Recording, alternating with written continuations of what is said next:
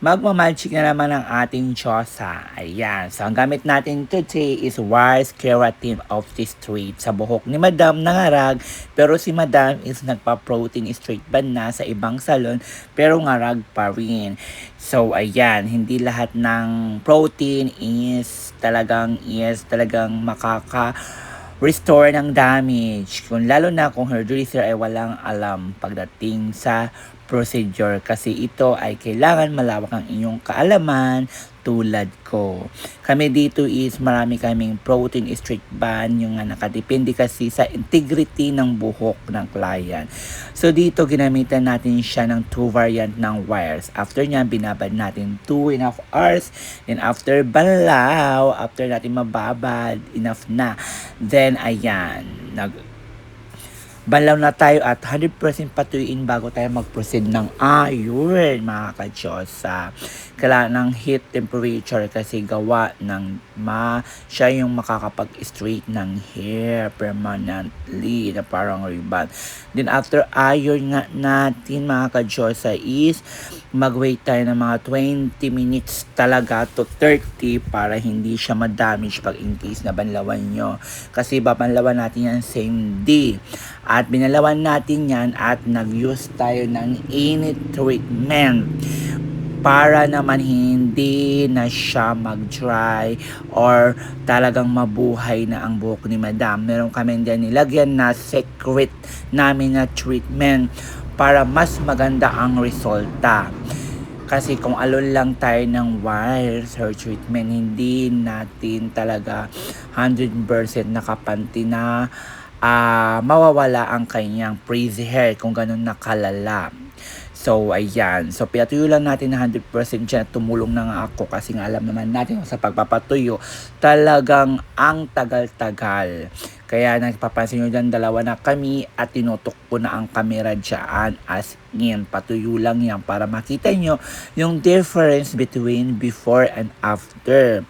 Kasi, doon natin makikita kung tamang procedure ang ginawa natin, kung maganda ba klase ang procedure ang ginawa natin, kung maganda yung pagkagagawa natin. So, atin lang siyang patuyuin ng 100%, diba? Kasi, para makita natin kung may dapat pa tayong gawin o wala na, or perfect na o hindi pa, or may dry pa o hindi pa, or straight o hindi pa. Kaya wag natin dadayain sa blower. Wag tayo gagamit ng any kind of brushes or paddle brush para mag-straight. Tsaka lang, ganyan lang para makita natin at makita ng mga client natin din at ma-amaze sila, di ba? So, dyan pa lang kasi makikita na natin kung perfect ang gawa o hindi. Kung hindi man perfect, at least magagawan pa natin ng paraan. Ganun po yon. So, ayan. So, nag-fast forward na tayo dyan kasi nga gawa nga ng Diyos kika mahaba-haba yan. Ilang minuto yan? 6 minutes yan. Mahigit bago matuyo ang buhok ni Madam. At yung camera ko pa is bumaliktad pa yan dyan. Aywan ko, baka nasagi ko ng aking wire ng blower. Ayan. So, ang lola mo, diba? Super patuyo lang, tsaga-tsagaan lang. Kaloka, bumaliktad na po siya. Yun na nga. So, mapapansin nyo dyan, straight na siya at talagang as in sa 100% ng damage ng hair niya, na-repair po natin siya at least mga 90%. Kaya after nyan, isinabihan namin ang client na kailangan niya rin po ng aftercare. Kailangan niya ng mga salted shampoo conditioner at tamang alaga kasi sayang ang binayad niyang napakamahal. So, ayan, tinignan natin, di ba?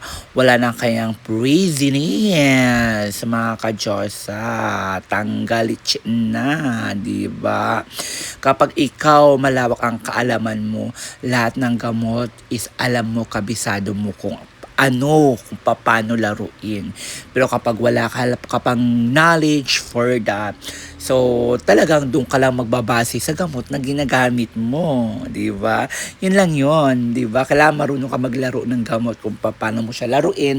Technically kasi bumuhay ng buhok. Huwag iasa sa gamot, Diyos mayo. Kasi kung anong kaya ng gamot, i-restore yung damage hanggang doon lang yun. Kung gusto mo ganito, kapulido, kailangan mo mag-aral ng ilang taon, kabisaduhin yung gamot, di ba?